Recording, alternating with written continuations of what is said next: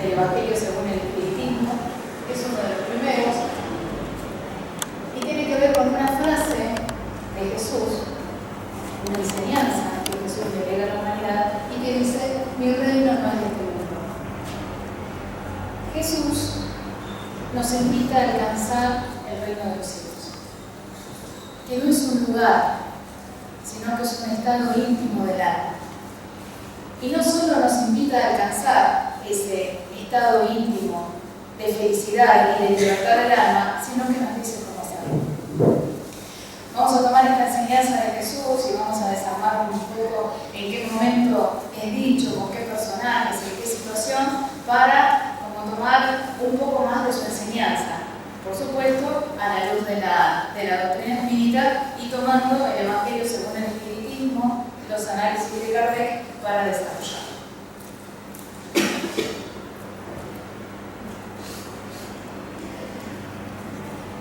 Lo primero es situarnos en qué momento, en qué lugar, en qué situación Jesús nos dice: mi reino no es de este mundo. Es en la Judea, en Jerusalén precisamente, hace alrededor de 2000 años, pero con esta particularidad: es el momento en el que Jesús hombre transita sus últimas horas en la tierra.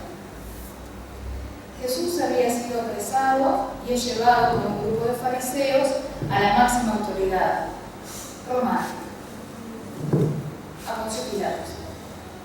Entonces esta escena, que es muy cortita, que es un diálogo muy conciso pero de muchísima riqueza, transcurre en un edificio que se conoce como Torre Antonia. Los romanos construyeron al lado del templo judío, del pabellón, una estructura edilicia, porque pusieron al lado del poder religioso lo que después fue el poder político romano, ¿no? Y ahí estaban las habitaciones privadas, podríamos decir, el lugar donde habitaba Poncio Pilato. A ese lugar lo llevan. Estas cosas que comentamos están extraídas del texto del Evangelio, están en Juan, en el capítulo 18, desde más o menos los versículos 25 al 38. Los que leyó Seba al principio, que están en el Evangelio según el Espiritismo, son los que puntualmente toma Kardec, que son 33, 35 y 38. Bien, eso a título informativo. ¿Cuál es la situación? Hay una especie de proceso, ¿no? Jesús es tomado y puesto delante de la autoridad romana. Y los fariseos en ese momento van a reclamarle a Poncio Pilato que quieren que Jesús sea condenado. Es un proceso judicial, donde las figuras o los personajes tienen una riqueza de análisis que vamos a hacer juntos. Creo que es el proceso más grave o más complejo de la historia, que involucra a Jesús, el ser con mayor moralidad que ha pisado en la tierra. Además de él, se encuentra un grupo de fariseos que no tienen, si vemos, son la máxima autoridad moral, son la máxima autoridad religiosa, y se encuentra Poncio Pilato con obviamente sus súbditos, sus asesores, que son la máxima autoridad política de ese momento. En esa situación transcurre el que mi reino no es de este mundo. Juan, en las primeras partes, creo que menciona de hecho, que no son todos los fariseos que llevan a Jesús los que entran a la Torre Antonia. Por esta particularidad, ellos no quieren tornarse impuros. Transcurre la Pascua judía y si entraban a un lugar no sagrado, se tornarían impuros. No podrían comer o compartir después con el resto de sus cofrades en la Pascua judía. Y creo que lo hace de hecho para ya mostrar esta dicotomía, esta religiosidad exterior que presentan los fariseos, donde por entrar a un lugar se pueden tornar impuros, pero por condenar a un ser inocente no. Ese grupo que entra acompaña a Jesús y exige a Poncio Pilato que sea condenado, no bajo los preceptos o las ideas judaicas, sino que se haga bajo las leyes del imperio. Poncio Pilato, de alguna manera, manera intenta medir ante quien se encuentra. Le habían dicho que es el rey de los judíos. Pero se presenta ante él un hombre revisto de la más absoluta humildad. Poncio Pilato no tenía un color de túnica, un tipo de ropaje fino, una distinción militar, algo que le dijese a él o le confirmase que su estrato social o su jerarquía social era de su misma altura o mayor. Solo tenía una túnica. Entonces le pregunta directamente: ¿eres tú el rey de los judíos? Y Jesús le contesta: mi reino no es de este mundo. Entonces le dice: si mi reino fuese de este mundo, entraríamos en guerra, porque mis súbditos intentarían sacarme en este lugar y intentarían dominar por la fuerza a tus súbditos. Entraríamos en guerra. Son otras las leyes que rigen mi reino. Pero Pilato no lo entiende. Entonces le vuelve a preguntar: ¿eres tú rey? Como buscando una confirmación. Y Jesús le dice: tú dices que soy rey. Yo para esto he nacido, para dar testimonio de la verdad. Y Pilato le dice: ¿pero qué es la verdad? Y sale. Porque no puede entender tampoco, no puede aumentar su visión. No puede comprender cuál es la tarea que vino a desempeñar Jesús. En el Evangelio, Allan Kardec, cuando dice: ¿cuál es la verdad? ¿A qué se refiere con la verdad? Al conocimiento que nos trae Jesús. Jesús dice: vengo a dar testimonio, yo soy testigo, no vengo a hacer una valoración de verdad. Cuando alguien da testimonio, cuando alguien es testigo, dice: yo vi, yo sé, yo conozco. Existe un Dios soberanamente justo y soberanamente bueno que nos ama a todas las criaturas. Existimos desde hace mucho y existiremos, somos seres inmortales. Esa es la verdad que viene a ofrecernos. Y viene a ofrecernos un reino al que todos podemos llegar. Cuando vuelve Poncio Pilato, vuelve y directamente habla con los fariseos. Pero vemos en este personaje, que es el otro, así como están los fariseos, está Poncio Pilato, cómo representa condiciones humanas. En principio podemos decir, es la concentración del ego. Él intenta ver si Jesús puede de alguna forma coartar su poder político, chico, mundano, perecedero, material. Cuando se da cuenta que no, bueno, más o menos se acomoda. Y le dice a los judíos: no veo ningún motivo de condenación.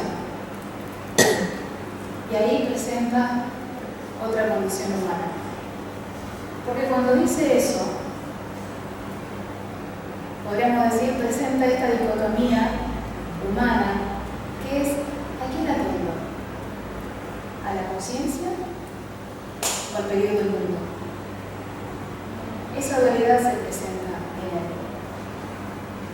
Y siendo un personaje que ha sobrevivido en la política, hábil e inteligente, también entiende cuáles son las consecuencias inmediatas, porque no entiende cuáles son las posteriores, de decir que no ante los fariseos o seguir el peligro del mundo, manteniendo de alguna forma esta especie de acuerdo entre los judíos donde damos un poco, cedemos un poco, pedimos algo y cedemos.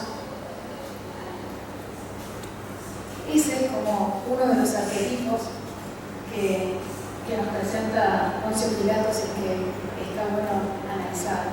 A veces poniéndonos en ese lugar, en esa dicotomía: ¿a quién atiende?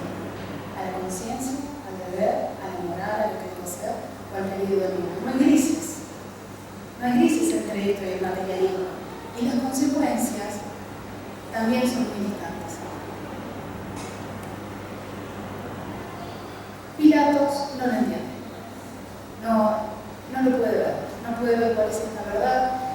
Y ahí Allan Kardec nos dice en la primera sección de este capítulo, que también se va a ver compartido con nosotros, que la vida futura es la clave para comprender. cerrada que presenta el arquetipo, la personificación que vemos en Poncio Pilato, no poder abrir, no poder ampliar, no poder ver más allá, es lo que finalmente lo lleva las decisiones que toma al sufrimiento. Entonces Kardec dice, este concepto, la idea que nos hacemos de la vida futura, es lo que decide, es lo que hace que tengamos fe en el porvenir. Y cuando un ser tiene fe en el porvenir, las consecuencias o lo que sentimos es completamente diferente. Alain Kardec dice, tenemos que aceptar esta idea, pero no solo aceptarla, sino que debe ser una de las principales preocupaciones del hombre en la tierra, la vida futura. A continuación habla del punto de vista, y esto también se ve entre estos dos personajes de Jesús, el personaje y lo que representa Poncio Pilato. Jesús dice, de acuerdo en dónde pongamos nuestro pensamiento, si en la vida futura o en la vida material y terrena, son las consecuencias, es lo que sentimos. Por un lado vemos a Jesús amarrado, pero es el ser más libre, es absolutamente libre. Pareciera ser el dominado, pero en realidad es todo lo contrario. Es quien tiene dominio de sí mismo. Por el otro lado, quien pone su mirada en la vida mundana, en la vida corta, en la corta existencia, pasa todo lo contrario. No tiene un dominio exterior, no tiene un dominio de sí, no es un ser libre. Está condicionado por toda la estructura política, por la religiosa, etc.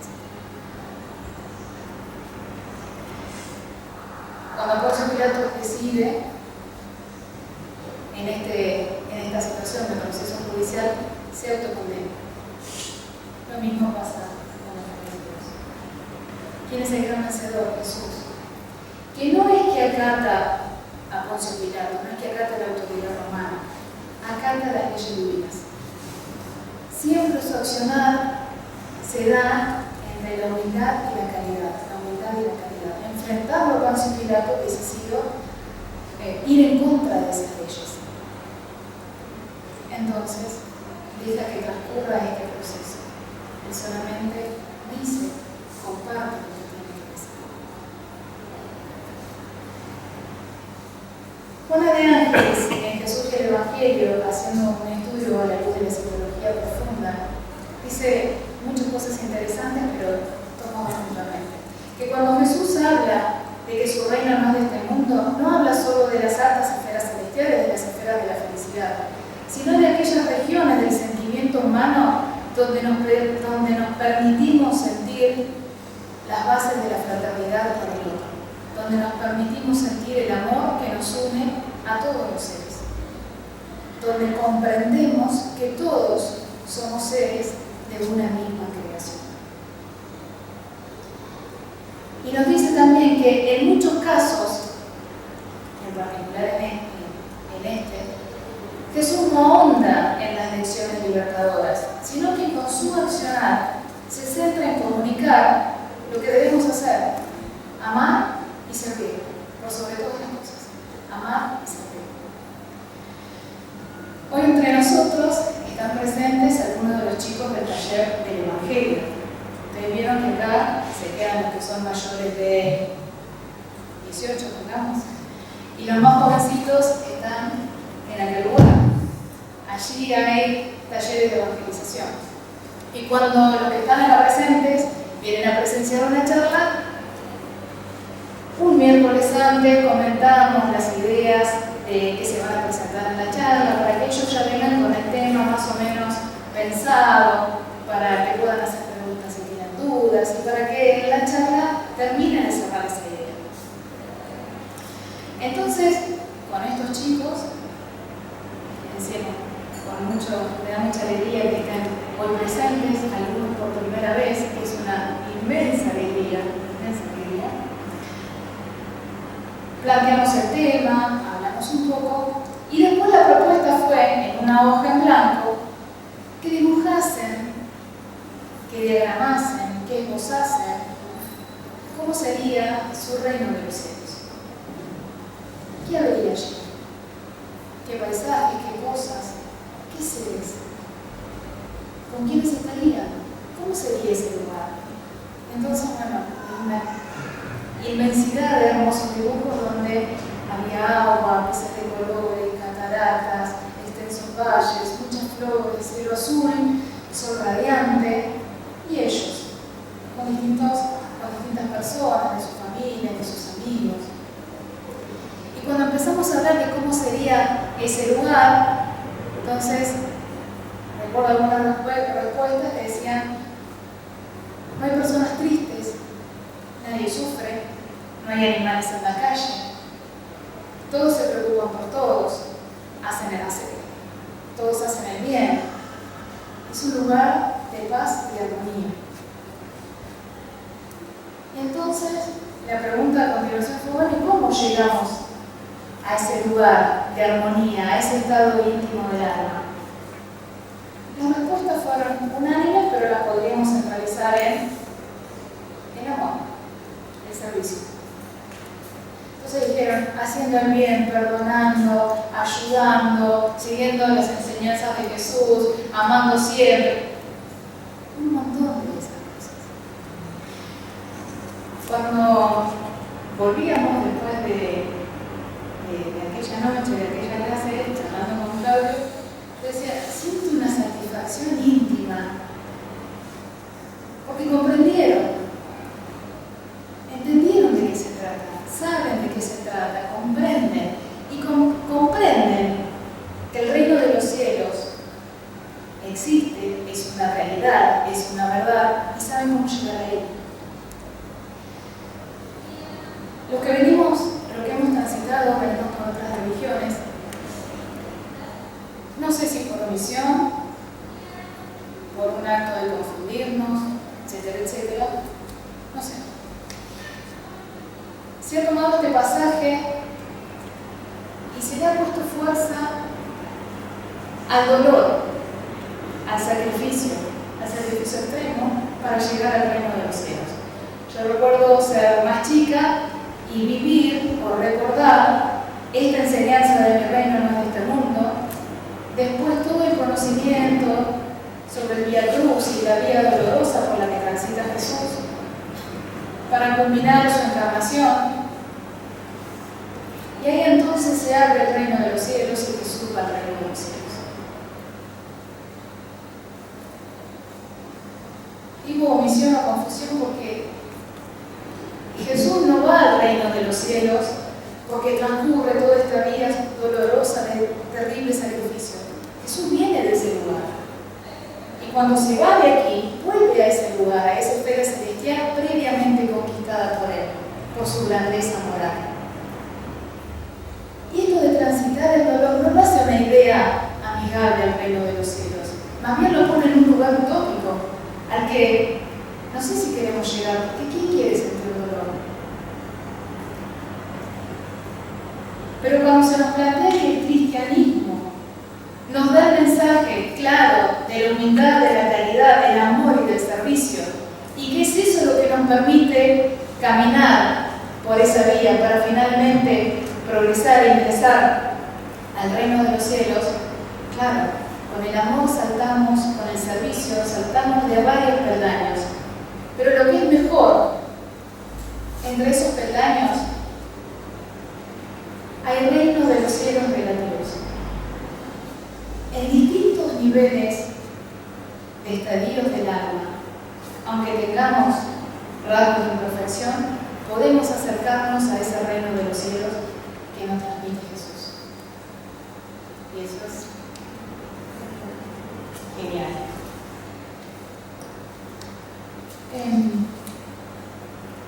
Nuestro pedacito de cielo, como le dice una amiga, una colaboradora, que es el Centro Educativo Integral, creo que hemos alcanzado varios de esos estados de cielo relativos. Esta imagen que estoy mostrando acá es de una aula que se llama La Esperanza, porque las aulas tienen nombres de virtudes. Mi hija dice que es la de ella. Y aquí hay un montón de actividades.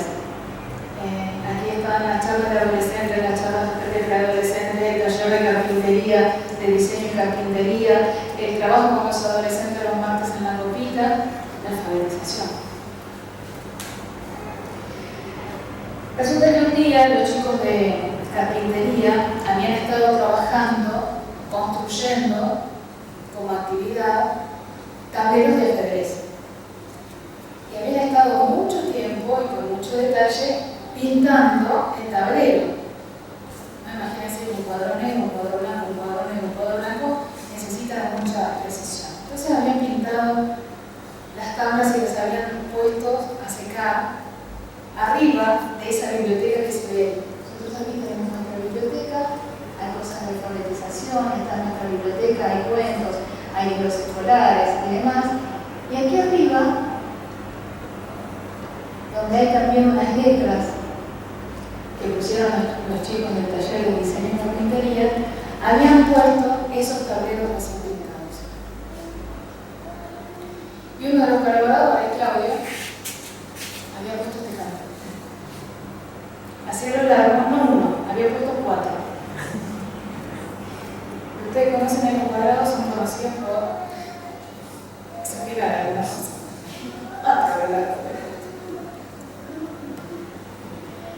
Aquel día con una amiga nos tocaba la sesión de alfabetización, que nosotros la implementamos con un programa que se llama DALI, que es Derecho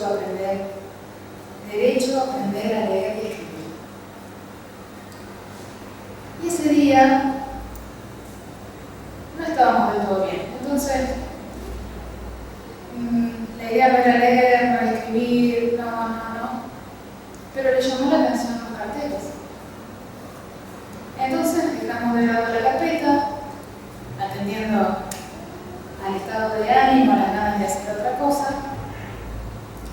y se puso enfrente queriendo saber qué decía.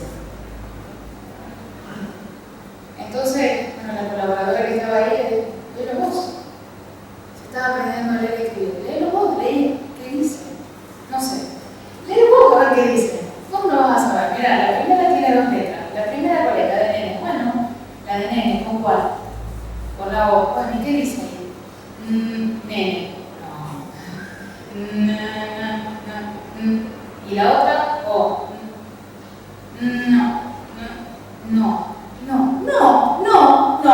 No. Bien. Tapala. Vamos a la de abajo. La T. ¿Con cuál? Con la O. ¿Y qué dice? No sé. ¿Y qué dice? No sé. ¿Y dale? Con la O. La T, con la T. T, ta. O. To. Y la otra, la de casa. ¿Y qué dice? Casa. Pero es más corta. Dice K. Bien. Y después R. Bueno, entonces léelo todo. No sé.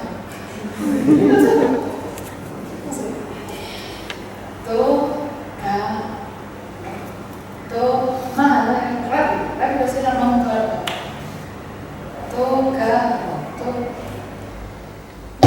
Si yo digo comer, yo digo comer o digo comer. Y a ver, lee esta, toda junta. Pegar el arroz. Comer. Entonces, toca. Léelo todo junto. La de arriba y la de abajo. ¿Cómo era la de arriba? No. Lee todo junto. No toca. Léelo. Otra vez. No toca. ¿Quién puso eso ahí?